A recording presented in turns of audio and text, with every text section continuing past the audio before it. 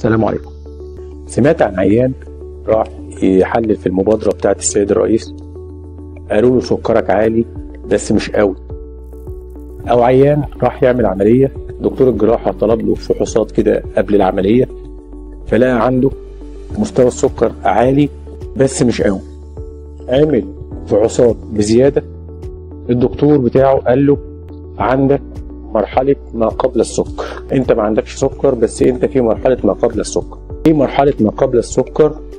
اعراضها ايه؟ بعلاجها ايه؟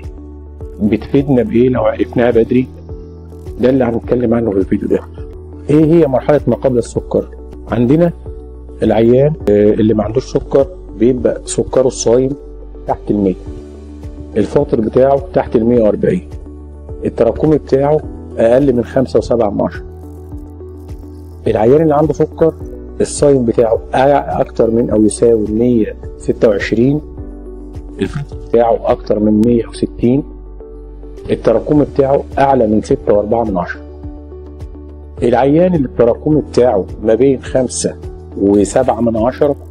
و6.4 هو ده العيان اللي هو لا عنده سكر ولا ما عندوش سكر، بنسميها مرحلة ما قبل السكر، بري دايابيتس. اعراضها ايه؟ الحقيقه ان الحاله ديت ملهاش اعراض، لانه بنسبه كبيره بيكتشف بالصدفه لما راح يحلل في مبادره او راح يعمل فحوصات دوريه او راح يطمن على نفسه رسميا، فبيلاقي ان عنده النسبه دي. فايده الاهتمام بحاله ما قبل السكر ديت او مرحله ما قبل السكر هي ايه؟ ممكن بنسبه كبيره تجنب حدوث السكر، او على الاقل بنأخر حدوث تشخيص السكر ده. مين العيانين اللي بنتوقع فيهم ان هم ممكن يكون عندهم مرحله ما قبل السكر ديت؟ الفئات الاتيه: لو عيان سمين تخين، او لو عيان بدين يعني ما بيتحركش، ما بيبذلش اي مجهود، ما فيش اي رياضه في يومه، اكله كله حاجات كلها تيك اواي، اكل مش مظبوط، كل دوت حاجات تؤهل لمرحله ما قبل السكر.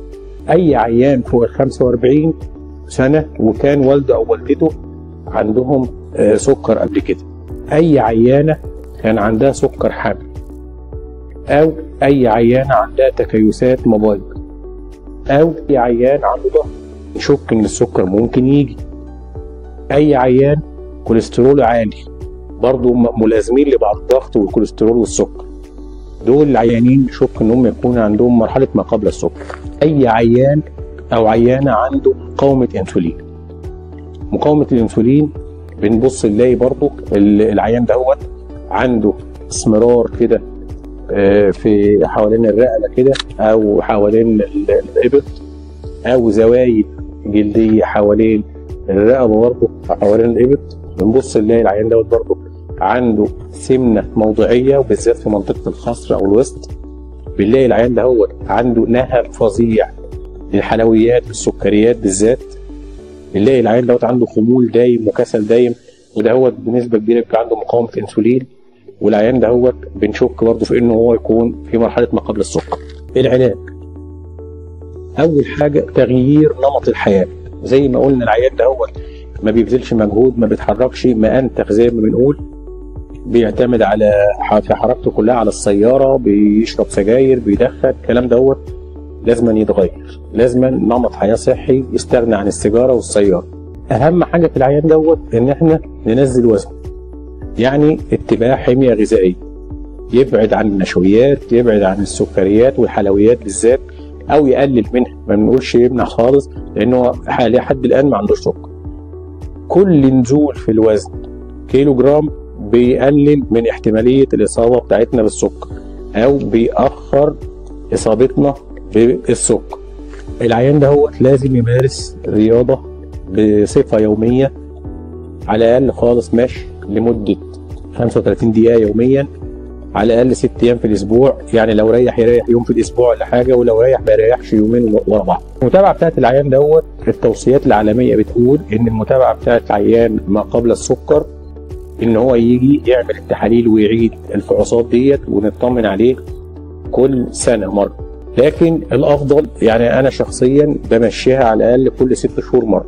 لحد ما نبقى مطمنين وتبقى التراكمي بتاعك في المعتدل او في الطبيعي، نبقى نتابع كل سنه.